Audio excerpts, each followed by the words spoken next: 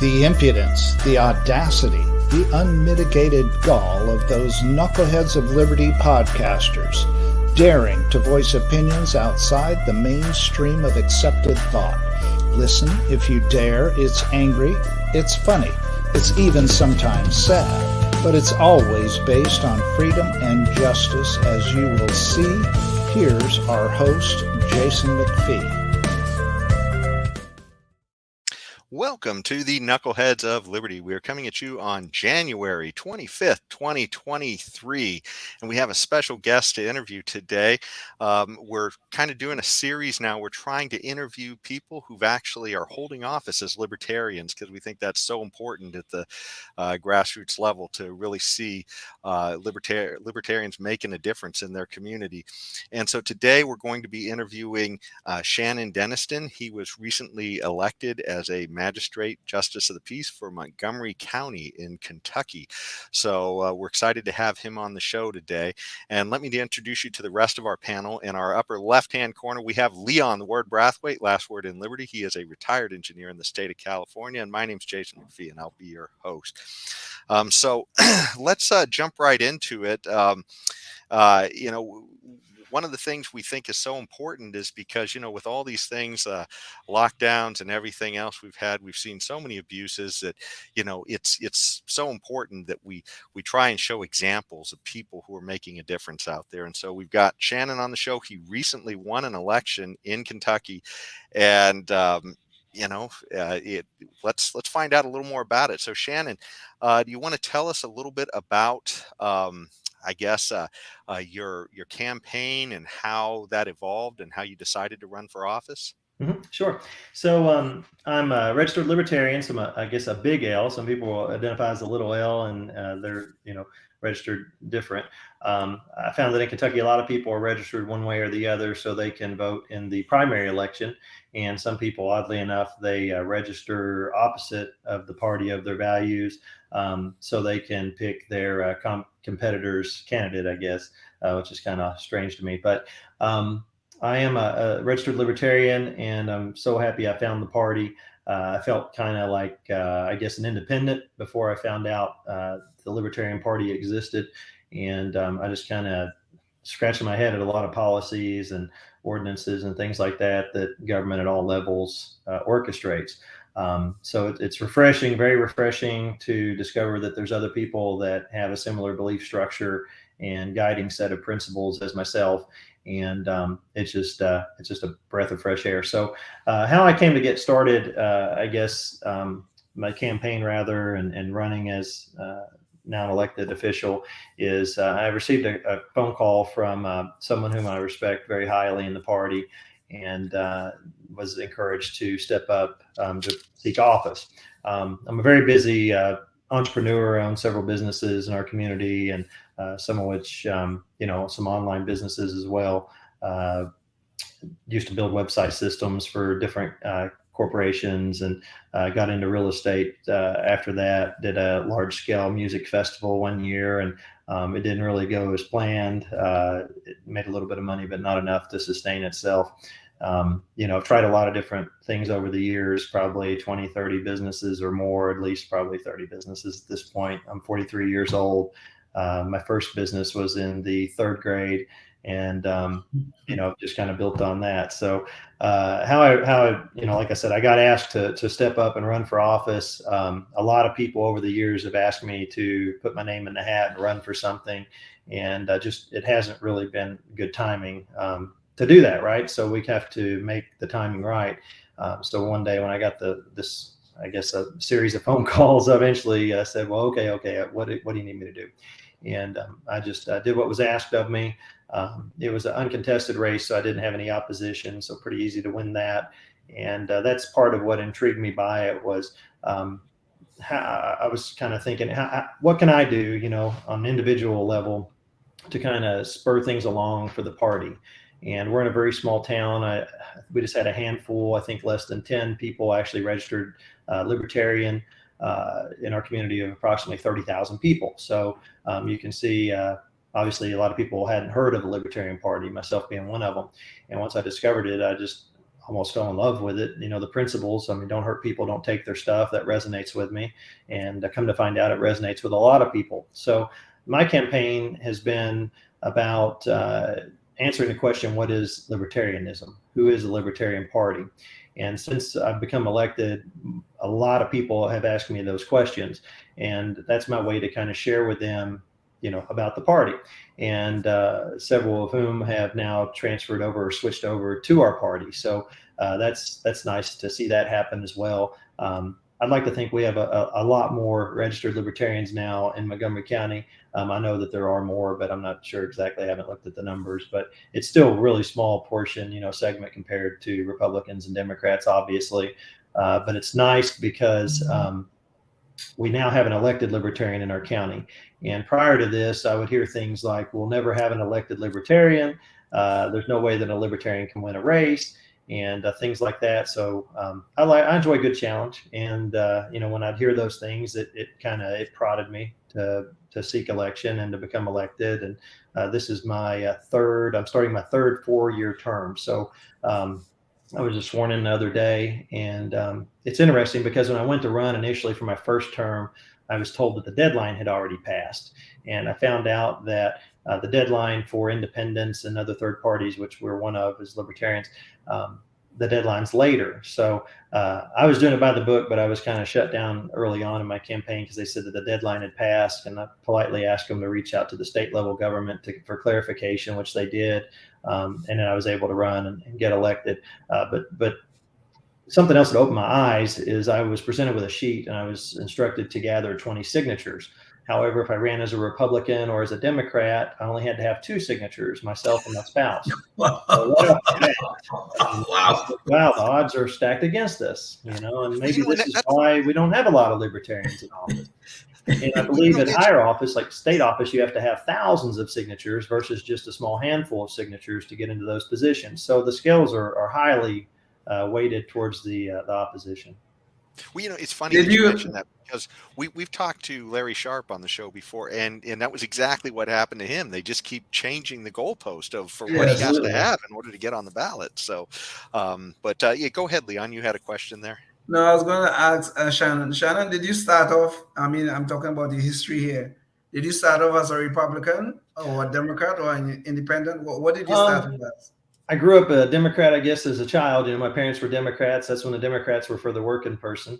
And, they were a good party. I think when I was growing up in the 80s, about everybody was Democrats. And, Republicans were for the rich person and Democrats were for the working middle class. And I grew up on a farm. My parents were farmers and my grandparents were farmers. And Dad owned a bunch of businesses as well. But at the core of it all, we were a farming family. So shortly after, I guess when I started getting into politics and getting politicals, when I started making money and having to stroke big checks to the government, I was 21 or 2 years old and I had to write a check. I think it's $136,000 one year for income taxes. And I had it put away, but it was all I had. It literally wiped out my bank account. And it just got me thinking, there has to be a better way than penalizing success in the world. When someone's creating opportunity for others, maybe we should not penalize that person. Maybe we should do things to help create more of that behavior. But come to find out, government does not want you to be successful. They don't want you to be independent. They don't want you to be vocal. They don't want you to be bold. All these things that the Libertarian Party is for, our government is opposed to. So naturally, I was drawn into it, and I said, well, this is wonderful because we have a platform here that we can use to spread this message to other people. Sorry if I got off on a tangent there. Yeah. No, it's okay. I'm very much interested in what you're saying. You're talking about your history. But let me ask you something though. You said that I was Republican though before I switched to Libertarian. Yes, absolutely. You were a Republican. Okay, but do you feel that these parties, the Republicans and the Democrats, which are the 2 major parties here in the United States, of course, do you believe they have left their traditional roots in terms of, like you said, the Democrats when you were growing up were basically a party of the working class? I guess you don't feel that anymore. No, absolutely not. The oligarchy, I mean, that's what we have, right? We have 2 parties that are in control, and some people say, well, it's 2 heads on the same snake. we have to come to grips with reality, and reality is Democrats and Republicans are on the same team. And, not much is going to change as long as we have Democrats or Republicans in charge, because it's a power play. They work together to pass legislation. Not that that's wrong. That's what has to happen. But there's things that are put into bills that shouldn't be in there just to get the bill passed. I would like to think that, if we had Libertarian leadership, that they would stall a bill and they would say, we're not going to pass this bill because it has bad stuff in it. And that would maybe embark on a process of change, I would like to believe. So that's the ultimate goal, right? Is to get Libertarian leadership at the national level. Before we do that, obviously it has to be at the state level. Before we can even get to the state level, we have to do a ground roots movement and make it happen locally in our cities and our counties. So right now, that's where we are, and that's where I'd like to see the party focus, is on the local levels. Cities getting Libertarian leadership onto city councils, getting Libertarian leadership into county fiscal courts, things like that. Once we plant our flag locally in our communities and more people are exposed to what libertarianism is and what it means, you'd be surprised how many people thinks that L or LP on the ballot means liberal. So a lot of people, they believe that libertarians are liberals, and that's a whole nother discussion. I believe, I guess at the core of that, we were classic liberalism, maybe. Yes. But we're not. We're not. I mean, we're I guess socially liberal and fiscally conservative is probably how I would explain it. The easiest way I explain it is I just like to ask a question: do you think we have too much government or not enough government? And everybody says, well, we got too much government. And well, do you want more government or do you want less government? Well, we want less government. Well, you're never going to get less government when you're voting for people who want more government. And there's very few people that want less government. There's very few people that want to see the government spend less money. There's just not that voice out there. Yeah. Well, to give people a sense of sort of where you're at, and Leon, maybe you could bring up the visual here. Essentially, you guys kind of have a mixed bag there in Kentucky. So you got looks like a few Republicans elected to state office, a few Democrats, as you say. There's no Libertarians, and then you have some nonpartisan positions. As far as at the congressional level, you guys also sort of have a mixed bag there too as well. But of course, your Senate seats are both Republican there. You have Rand Paul and Mitch McConnell, I believe, and of course Thomas Massie stands out for a lot of Libertarians as well, and he's one of your representatives too. So you certainly with Rand Paul and Thomas Massie, those are definitely names that stick out for Libertarians as people who are pretty freedom oriented.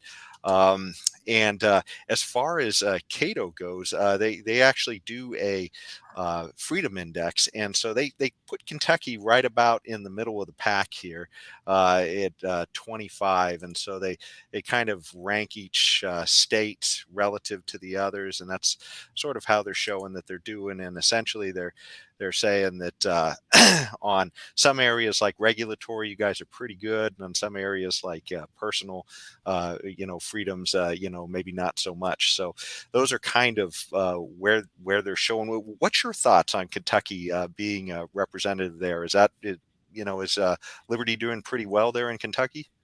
I think we're getting started. I don't think that it's running rampant like it should be. I feel that there's way too much regulation and red tape. One of my occupations is I'm a builder and developer, and I've been trying to add additional housing to our community. And I'm, I think, on year number 5 now to get 82, I think it's 82 units of housing, 84 units of housing approved.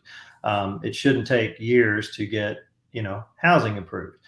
For instance. So a tremendous amount of red tape and cost and expense and stuff that you have to go through, and obviously a lot of drama and stuff as well. But it's just I feel like the entrepreneur is kind of being looked down upon now, and that is being attacked. I feel that pride, people that are proud of their accomplishments in life, are also being attacked.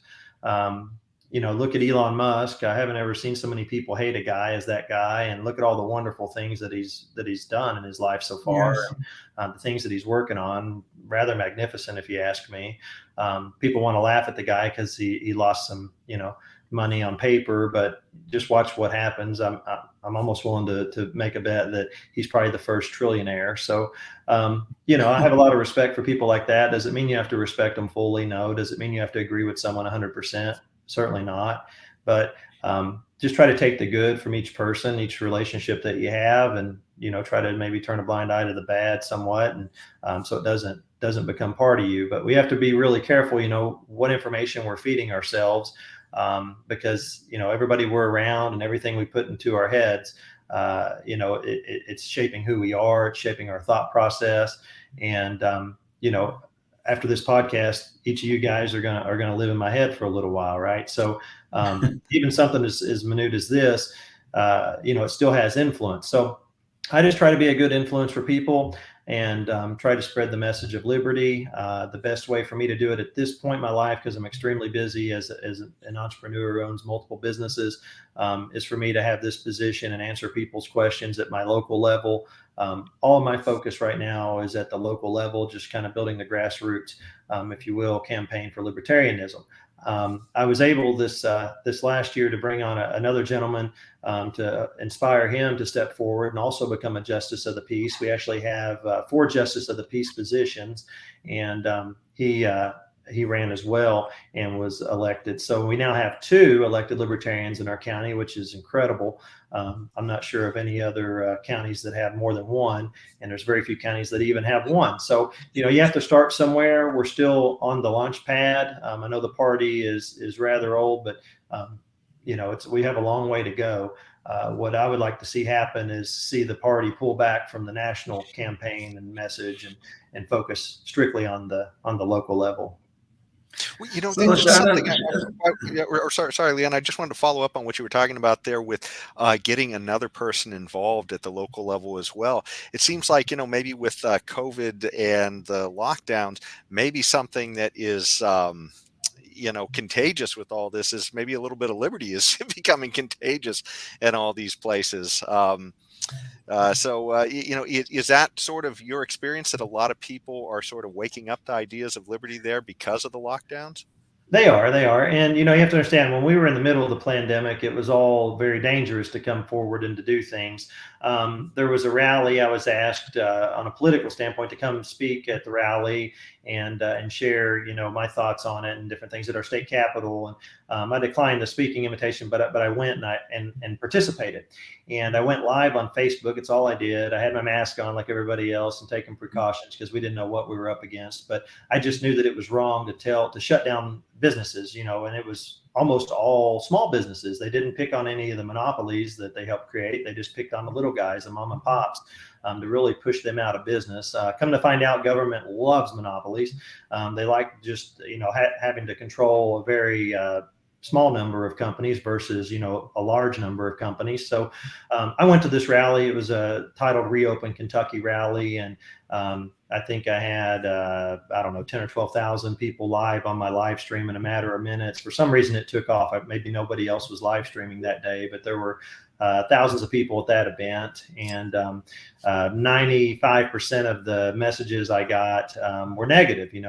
How dare you be out in public? And, just messages like that. People were calling our home and our businesses, making death threats just because I was out in public. It was quite absurd. And, if you want to, it's just weird. But anyways, long story short, a lot of people, they I think are coming around to libertarianism now because they know in their core that that's wrong, for government to lock people up. Tell people they can't travel on the public roads, tell people they can't go and protest at their state capitals, things like that. All that's wrong. Here in Kentucky, our governor, who's an evil man in my opinion, sent out the state troopers. It's evil. Listen to this. Listen to what this guy did. And I'm just going to share one story. I don't want to give him any credit, but here's something he needs credit for: is he sent our state troopers, who are funded by taxpayers, to churches to intimidate church people, so who were going to church on Sunday, who were practicing that right. And, just wrong. I mean, if that doesn't open a person's eyes right there, what will? But I know that there were other places that went to even far worse extremes. I would say that probably government costs more lives than the virus itself. Yeah, I agree with that. I agree with that. But let me ask you something though. I mean, on a larger scale, philosophically, I feel like a lot of politicians. I mean, I'm not here to disparage you as a politician, but a lot of politicians talk this good game of liberty, but yet they go to the state capital or wherever it is the seat of government is, and they become corrupted by this big monstrosity known as the government. It seems like they get sucked into the philosophy of spread independency. What do you think about that? Do you think this is a disease that we need to really fight against, or why it is that it seems that many of these people who during their campaign they speak this very good game of liberty and freedoms, but yet you see them voting for legislation that does everything to take away our liberties?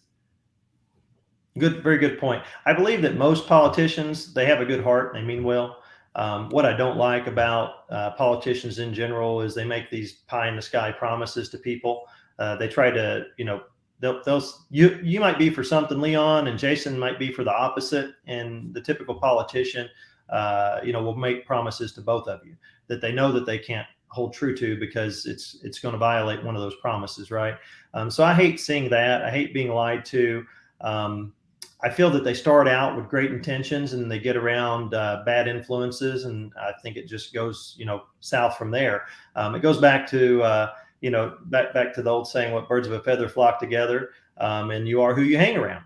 So I believe that there's a lot of corruption, in government, and I don't think that was the intent. I know certainly our country wasn't created with that intent. But one thing we have to keep in mind here is that government is continually expanding, and the bigger the government we have, the more failures we have. The only reason we have a large government is because we failed in a lot of areas. And government today, I mean, it's not about protecting us from one another; it's about protecting us from ourselves. So one thing I'm opposed to is these victimless crimes. There's a whole lot of them. I mean, there's people serving time and sentences for things that there were no victims. There's people that haven't even had their day in court or had a trial and they're behind bars. That's wrong. I hate it when someone says one thing, but their actions, they do something else. And we see that a whole lot in government, right? I mean, you might even go and meet with some of your legislators and you think they're going to vote one way, and lo and behold, they vote the other way. And then when you call them or text them or write them and they say, well, I had to vote that way. It wasn't going to have enough votes to pass out a committee, or it wasn't going to have enough votes to be successful. So what I'm hearing here is that they want to be on the side of popularity, not on the side of being right. And sometimes being right means standing alone. Well, Shannon, from your office that you've been elected to, how will you be able to make a difference towards fighting for liberty from this office? Because you certainly talked about victimless crimes and such like that. Is there any ways you foresee that you'll be able to do something, from your office? Well, part of me being in this position is to kind of fill it out, right? If I want to run for something higher. I've been asked to run for state senate. I have my wife and I, we've discussed that deeply multiple times. At this point, it's just not good timing. Although our state senator from Montgomery County, he has resigned his position, and I had a phone call from the party. I believe it was the day he resigned. They asked me if they could run me as a candidate for his seat. And it's just the timing's not right. It's not a good fit for my family and I at this time. But so my sights are still kind of, set at a higher level. I don't have a lot of influence. I don't have the level of influence that I'd like to have at the position where I'm at, but it's a starting point. It was a way for me to kind of establish myself as a politician and a candidate for liberty. And more importantly, to get people to ask the question, well, what is a libertarian? Because we have to pull back. We have to educate people that a libertarian is not a liberal. Now we are, like I said, socially liberal about things, obviously, marijuana reform, all drugs in general, but we can't be out here building a massive government to protect people from themselves. That will never work. It's an endless rabbit hole. You'll just keep going down in this hole forever. At some point we have to draw the line, and we have to say, hey, we have to teach responsibility. We have to teach independence. There's a lot of things that we don't teach kids in school that we should be teaching. And, entrepreneurship, I felt so lonely when I was in school. It was like I was different than everybody else because I was always trying to have a business, something, and even in college, I earned a full ride scholarship. And I do not recommend college for the record, but the reason I went is I lost my father my senior year of high school. He was killed tragically in a bulldozer accident. He was a builder developer, and things didn't go his way that day. And long story short, I lost my dad right before graduation. But I appreciate it. But it's just really hard. But from I guess I'd like to seek a higher office maybe at some point. I'm not sure if that'll be Kentucky. We're looking at Florida as well, spending some time down in Florida. But I just feel this calling, and I feel it a lot. To be in a position somewhere where I can influence a large number of people in a positive way.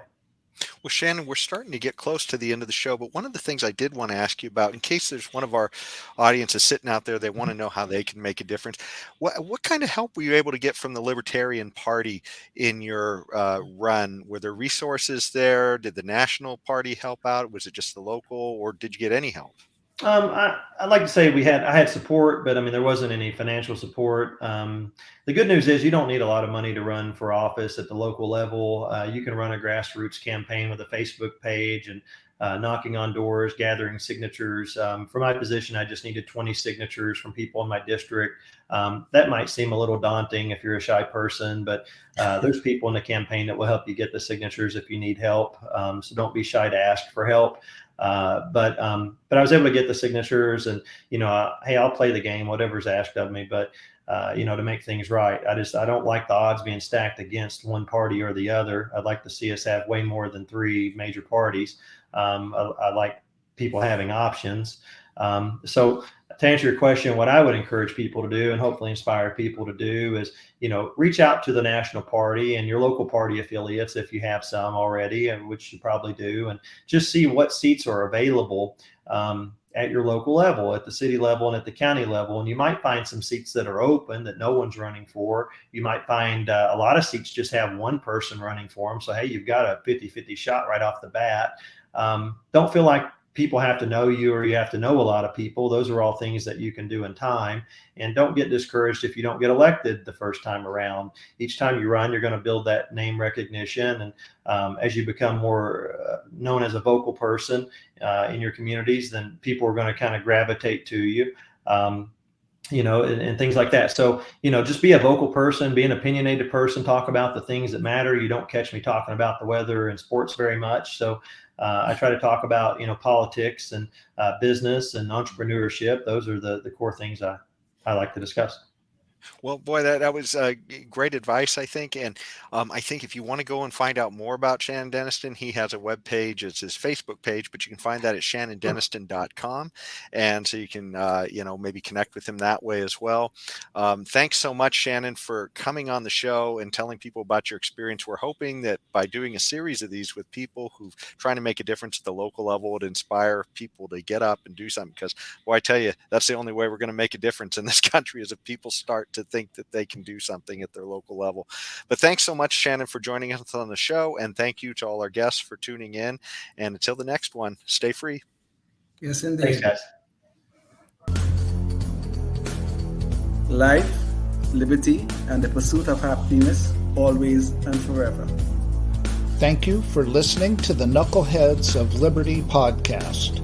Find us on Facebook, Rumble, YouTube, your favorite podcast network, and at knuckleheadsofliberty.com.